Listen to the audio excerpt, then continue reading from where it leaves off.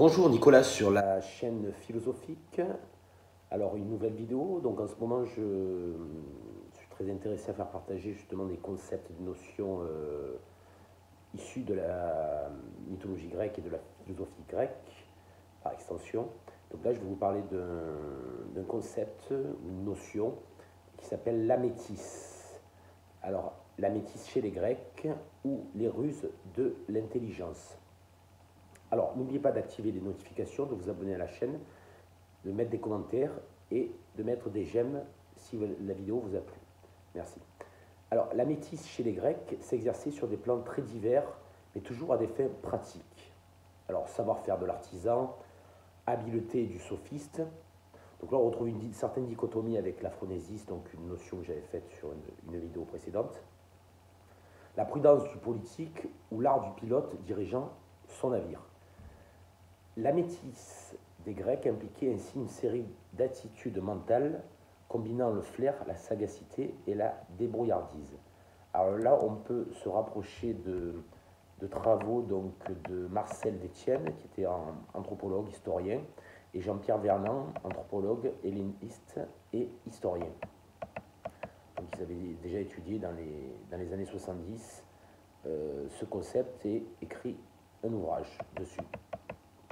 Alors, pour revenir à la notion métisse, donc qui s'écrit avec un E accent grave, elle constitue donc un ensemble complexe, mais aussi une forme particulière d'intelligence, de prudence avisée, perçue tantôt comme une intuition suprême, tantôt comme une ruse absolue. Alors, métisse, il ne faut pas oublier aussi, là on est plus dans la sphère mythologique, et aussi la première épouse de Zeus. Donc celle qui mène à son nid aussitôt la guerre contre les titans terminée. Sans son secours, sans l'appui de ruse dont elle dispose, il n'aurait pas pu vaincre. Ainsi, en avalant la déesse Métis, Zeus est devenu le dieu par excellence de la métisse. De ce mélange particulier de prudence et de ruse qui ont permis non seulement de conquérir le pouvoir, mais aussi de l'exercer et de le conserver. Alors, il ne faut pas oublier que donc Métis est aussi, ils ont enfanté, donc elle a enfanté et ils ont eu Athéna. Alors, il n'y a plus de métis possible en dehors de Zeus et contre lui, ou plutôt sa métisse, est devenue la mesure de toutes les autres métisses.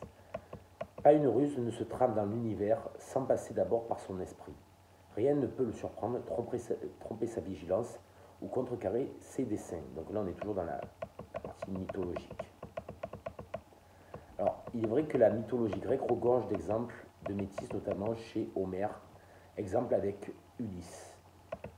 Donc, dans l'Odyssée, plutôt dans l'Iliade en premier lieu, donc Ulysse est connu comme un héros usé et intelligent. Il préfère élaborer des stratagèmes plutôt que d'user de la force. Donc pour cette raison, de nombreux auteurs ont dit de lui qu'il est doté d'une intelligence rusée. Par exemple, Ulysse invente la métisse ou a recours à la métisse pour gagner la guerre contre les Troyens. Et là, on fait référence au cheval de Troie. Alors, comme on a pu le voir dans l'épopée homérique, Antiloque, fils de Nestor, dans la course de chars, à l'aide de la métisse, arrive à devancer des concurrents qui disposent d'attelages plus rapides, alors que lui-même conduit des chevaux beaucoup moins vite.